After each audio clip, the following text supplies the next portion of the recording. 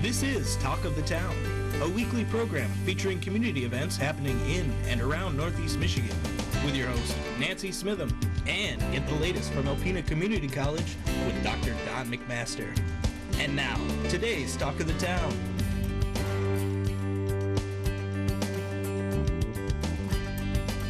Good morning and welcome to Talk of the Town. I'm Nancy Smitham. My first two guests today are both from Huron Humane Society.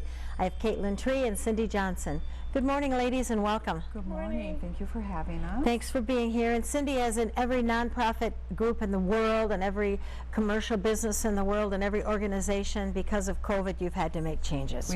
We've had to make big changes. So we couldn't have our gala, we couldn't have our fur bowl, but we still need money. Yes, so you do.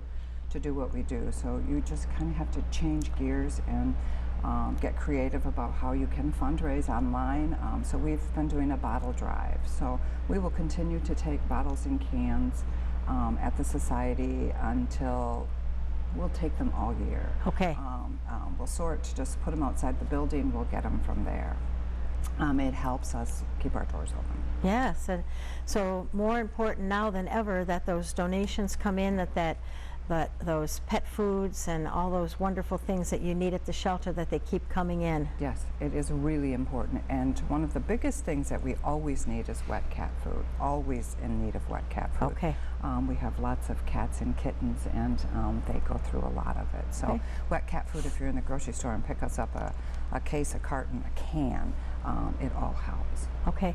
And Caitlin, I'm sure that just because of COVID, animals still get abandoned, animals still need homes, animals, still need help from Huron Humane Society. So tell us how things are going with your animals. We have gotten a couple new ones in lately, well, a lot, but I want to highlight O. Henry. He's about an 8-month-old Great Dane mix. He came in with really bad mange.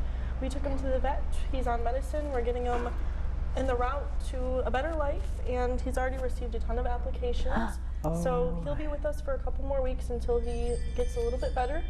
But he's on a better path right now. Yay! So he's a completely different dog. He's wagging his tail. He got his first ice cream cone from me the other day. Oh. He's spoiled now. Oh, Henry. Yes. And then we do have a kitten about 5 weeks. It's a little peaches and cream kitten named Chunky. He came in, his back leg, this isn't Chunky, this is Smyrna, but it's kind of like inverted, I guess. Yeah, I would explain it. it Yeah, goes back. it's Oh. bent backwards. Yeah. So he will need that amputated about 6 months. So he will be a special needs kitten. He'll be a tripod kitten, but he's adorable and spunky as can be. So I don't think that'll slow him down any. Okay, and tell me about the kitten you're holding. This is Smyrna. She is our fluffiest cat at the shelter, I think. She has a little grumpy face always, but she's so sweet. She wants to get down and play always. She's super spunky. She had 2 siblings. They've been adopted, so she's the last to go. We're taking applications for her now. She's about 9 or 10 weeks. Okay. So she'll be a fluff ball for the rest of her life, huh? So Cindy, has the application process changed? Yes, it has. Okay. We're trying to do as much as we can online, over the phone. We do everything by appointment. So if you want to come and visit animals, it's by appointment. Adoptions are by appointment. Anything that you want to get in the building for is by appointment. We are starting to let some volunteers and community service workers back in. Oh, good. But we're limiting. They have to let us know when they're coming because we're limiting the number of people that can be in the building at one time. But yes, it has drastically changed. We do have a Bissell event coming up the 10th through the 12th, and we will operate that the same way. It'll be applications online. You can still come in and see the animals. You just have to make an appointment so that you can kind of see what we have if you want to pick one. For the Bissell event, if it's there, during the Bissell event, you can adopt. We cannot hold animals for that event. But all of our animals are online. As soon as they come in, we put them in our system. It's probably less than 12 hours they come up on our website. So if you watch our website here on humanesociety.org, it's current. Any animal that we have that is adoptable is on that page. And you can always pre-adopt. So if we have kittens that come in and you've absolutely fallen in love with a kitten and it's not ready to go home, you can pre-adopt, pay for it, and then when it is ready to go home, it's yours. Are you still doing fostering? We do fostering with kittens that need help, and we've Okay. had some great foster families this kitten season. Absolutely amazing foster families who have taken batch after batch after batch and helped us. When they come in and need to be hand fed, and you have a batch of them, it's difficult for staff. Oh, okay. And you know, between in the middle of the night, no one's there to feed them, and they need to be fed. So we have had absolutely wonderful fosters this year. So yes, we do still foster animals that need help. We don't put animals in foster just to put them in foster, because then they're out of the shelter for people to come and see. Right, right. So it makes it harder for them to get adopted, and our goal is to get them adopted. Now you brought another kitten with you today. Yes, this is, here, let me get him out. He's a tuxedo. He is. This is Peeps. Peeps is one of our newer additions too. Beautiful. The tuxedo cats are so cute. But he is a new addition to the Huron Humane Society, and he is available for adoption. So what is the cost of adoption? Adoption for kittens is $75 is the base fee for a kitten, and then there's a $50 refundable deposit for spay and neuter. Okay. You do get a certificate with that to get it done for free, but the deposit is just to make sure it gets done. And when you show us the certificate from the vet that it was done, then we send you back your deposit. So the cats, adult cats are $50, same. If they haven't been altered, it's the $50 deposit. Dogs are $100, same with a $50 deposit, refundable deposit, and puppies are $150 with a $50 refundable deposit. Yep. Okay, and what about, so you're just now getting volunteers back again, but I mean, it would be nice to have a volunteer that maybe could help with your can drive, or maybe go out and pick up cans and bring them in and help sort them, or do those kind of things. So as long as they do social distancing and wear a mask, you'd be happy to have them come and help. We would be thrilled to have them. Thrilled to have them. Yes. Okay, and then, so what's the phone number to call? The phone number to the shelter is 356-4794. And if we're closed, leave a message. We'll check the messages in the morning and we'll get back to you. You can always send an email to hhsalpina@gmail.com, and we'll answer your messages that way as well. Okay, and don't forget wet cat food, dog food, laundry soap, what else? Bleach. Bleach, wipes, baby wipes. We clean the kittens' butts a lot with baby wipes when they make a mess and get in their food. We like baby wipes that are unscented with no chemicals and stuff. Okay. We go through a ton of those. Any of the disinfectant wipes, because we clean all surfaces after somebody leaves the counter. We clean. Okay. Those are really helpful too. Okay, I want to thank you both very much for being here, and thank you so much for being behind the scenes and keeping the animals safe in our community. And I can't wait till everything gets back to whatever the new normal is going to be. That would be fantastic. Thank you. Thank you both. Please stay tuned. I'll be right back following these messages. Hi, welcome back. I'm with Justin Christensen Cooper from Art in the Loft. Hi, Justin. Hey, Nancy, how are you? I'm good, and as we're taping this today, you are going to be opening tomorrow. I know, isn't that incredible? So we open officially Thursday, June 25th for our Summerview Artist Exhibit. Typically, we'd be opening up before Memorial Day is usually what we shoot for, but being closed, our doors being closed for about 3 months now, we're excited to get people back in the gallery and enjoy what we have to offer in the field of arts. So what's Summerview going to look like? So Summerview, it's a little different. You know, it's obviously we have our artists in the gallery with their tremendous amount of talent that they bring and exhibit their work and have it for sale. A little bit lower on our artists this year, as we kind of, this season, as we kind of anticipated it would be, just because of all the factors that play into being able to create art, getting art up there. But I think getting supplies to do it. I mean, all of that plays a factor into everything. And so to kind of combat that, what we are hoping to do, because we can't do the typical artist receptions where we have 200 people up in the gallery or whatever it might be, we are going to have an online gallery. And so that is at artintheloft.org, and if there'll be a big button right there that takes everybody that's exhibiting has their own personalized page where we actually are selling artwork through the website as well. So people can kind of get a little glimpse of what they would expect coming to the gallery. Maybe people aren't comfortable coming to the gallery, or they just want to do it from the comfort of their couch, which is fine too. They can still make those purchases online. You know, if there's anything good that came out of COVID, the innovations and the way that people and families and businesses and agencies have made themselves better to be able to reach people and to be able to be efficient, that's the one good thing that's coming out of this. I would It's agree, amazing. right, and we're backed by so many creative thinkers at Art in the Loft between our yes. staff and board of directors and volunteers and all that. We really has forced us outside of that normal box of, well, it's this time of the year, so we're going to do it this way, and where that is just not the norm anymore. Right. And so we really have to get, creative with how we put out our content and reaching all those in our community through the arts. Now, some of you, are we going to have different mediums? Yes, we sure are. So I still, even though we're a little bit lower in artists, we still have that whole spectrum of art. So from painting, photography, ceramics, jewelry, woodworking, glasswork, photography, we have that whole gamut again, which is really nice. Okay, now what about all your wonderful summer programming that you always did? Yep. What's happening with Great that? question, because I'm getting messages every day about bet it, which you is, are. people are want to get their kiddos out of the house and get to do something, but we do have to be careful with that too and Yes. follow, very strict guidelines. Since we are part of a bigger entity of the center building, we have to follow some rules that the center building follows as well, where we are requiring everybody that enters the building or enters the loft to wear a mask until they are seated either for a cooking class or seated for an art class, and we do have to space everybody out. Nice thing is we can put tables in between everybody. So we're limiting our in-gallery classes, kids and adults, to 10 members for every Okay. class. So we can still do those interactive in-gallery experiences. But to help offset that, we are doing a full spectrum of summer programming that can be done virtually. So you can sign up online, you can swing through the loft, or we can have it delivered to you, where you pick up your art kit, whether it be for a cooking class or for an art class, and then they'll follow along through a live Zoom class, virtual class, Wow. so you can actually watch face-to-face and ask questions while you're doing it, and those are all going to be recorded, so you can do that art project or cooking project at your own leisure, which would be really That's pretty nice. wonderful because, your classes fill up so fast. A lot of Correct. times you don't get in them. Correct. So this is wonderful. Which is great because there's no limit to how many Yes. we can accept into a virtual class. And so, Perfect. again, we'll have Kids in the Kitchen, which are a really popular kids class, our Kids Canvas and Cuisine, where they cook and do some artwork. We'll have Corkers and Canvas, which is great for our adults to partake in painting. And so we're just going to do, try to offer as many things as we can.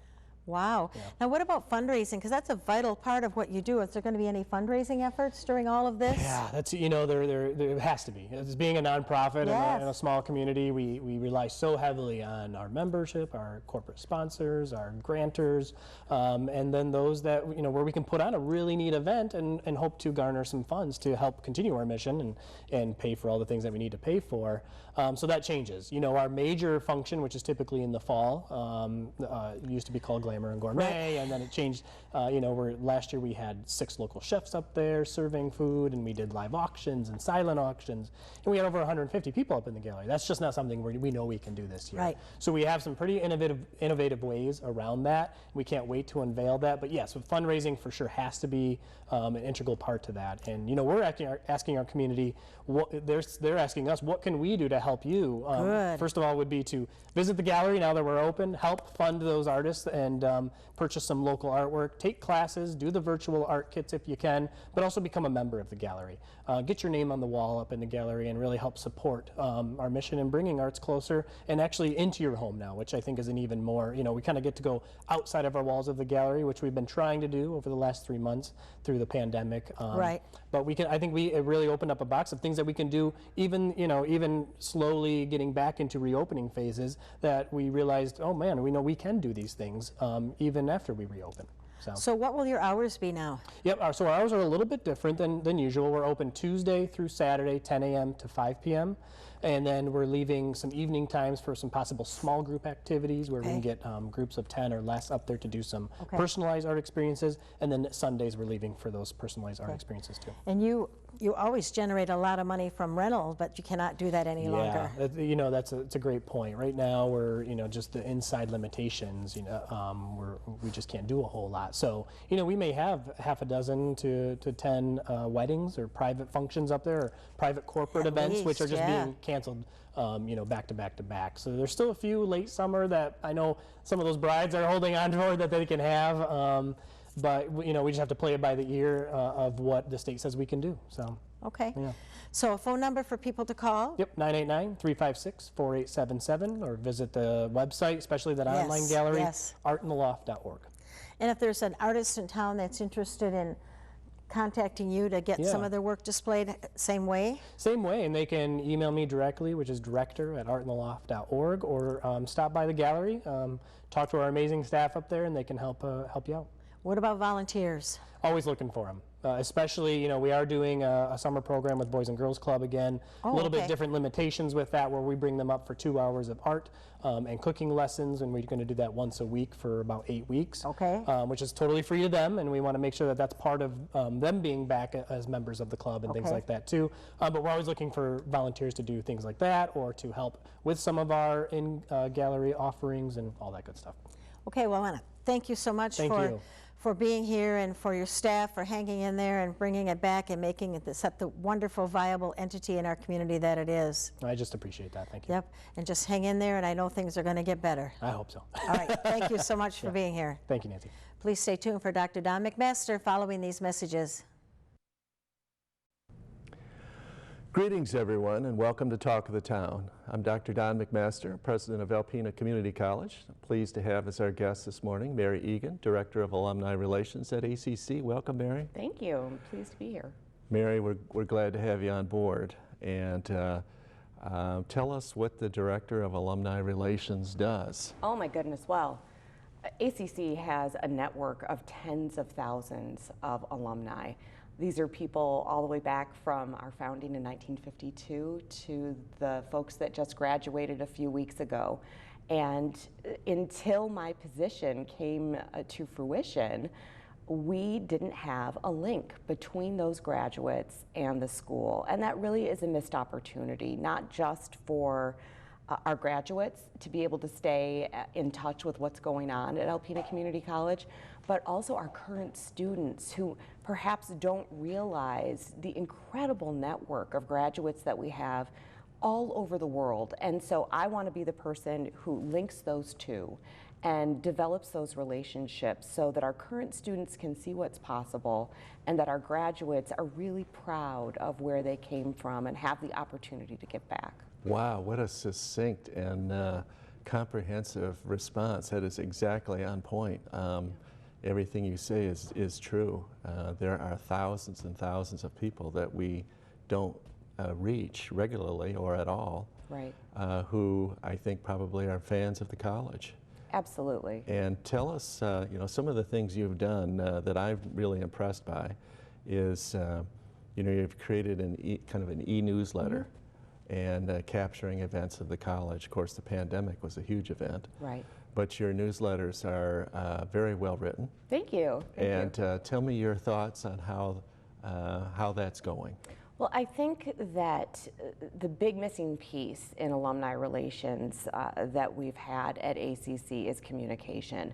And so I bring a communications background to the position, and I have really tried to humanize the college, and so that it's less an institution and more about a group of people working together to educate and to enhance the life of not only the students, but excuse me, but also the college at large and the community, I think is really important. So the perspective I've tried to take with the newsletters that I've been doing, which is called the Campus Crosscut, kind of the lumber theme, has been to tell those stories and try to take what's happening at the college and distill it down to a really personal level that people can connect with. And so we've had 3 issues thus far, and we've covered a variety of topics.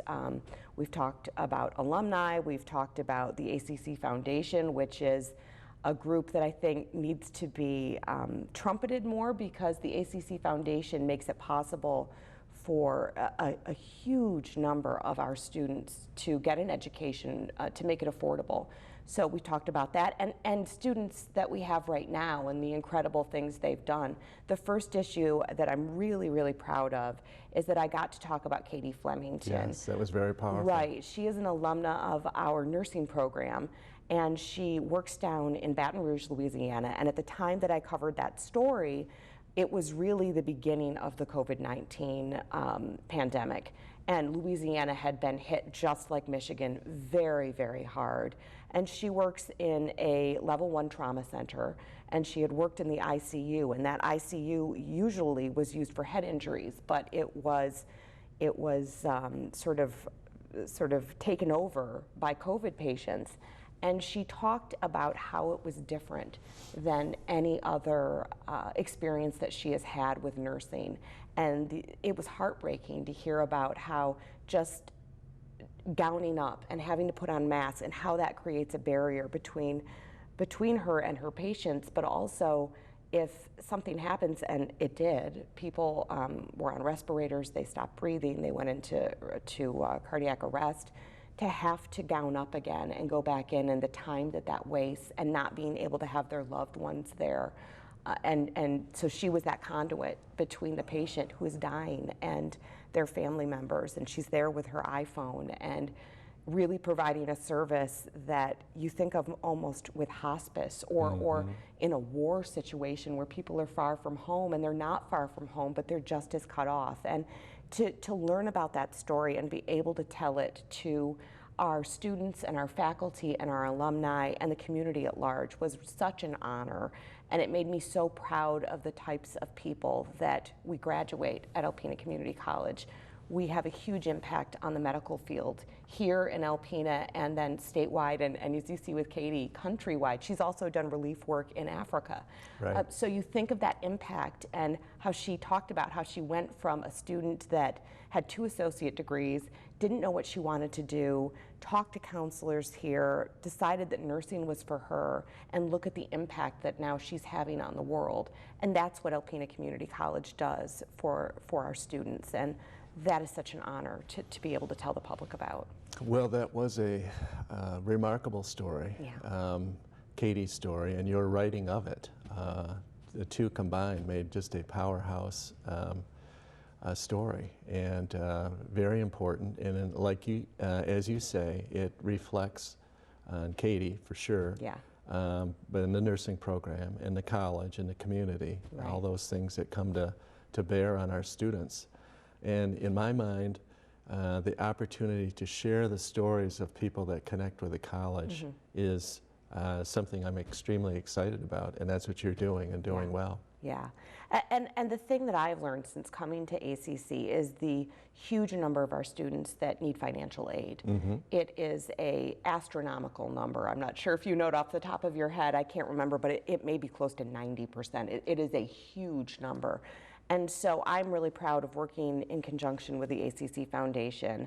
And right now, we are gearing up for the 25th annual Robert M. Granum Scramble for Scholarships. This is my first golf outing, and it raises money for scholarships. We have raised over $400,000 in these 25 years. 24, we're going on the 25th. Yep. And so we have decided that we want to make giving affordable. We know that right now, economic times are tough for people. So we decided that for the 25th anniversary, we would encourage alumni and supporters of the college to pledge $25 to our general scholarship fund. And you'll get your name on a banner at the event. We are excited about it. There are other sponsorship opportunities as well. And of course, we're looking for golfers. So if you're interested in that, River's Edge Golf Course or Club is the place to go. Also the ACC Foundation. And you can check out that information as well on our website, which is discoveralpenacc.edu. And we would love for folks to pledge that $25 and have their name appear on that banner showing that they support the college and they support the students who are going to need financial aid this coming fall semester more than ever before. Wonderful. Mary, thank you for what you're doing for ACC. Thank you. And thank you folks for watching Talk of the Town. We'll see you again next week. This has been Talk of the Town with your host, Nancy Smitham and Dr. Don McMaster. For a list of community events taking place in Northeast Michigan, please visit our website at wbkb11.com and click on our community link. This has been a Thunder Bay Broadcasting Corporation production.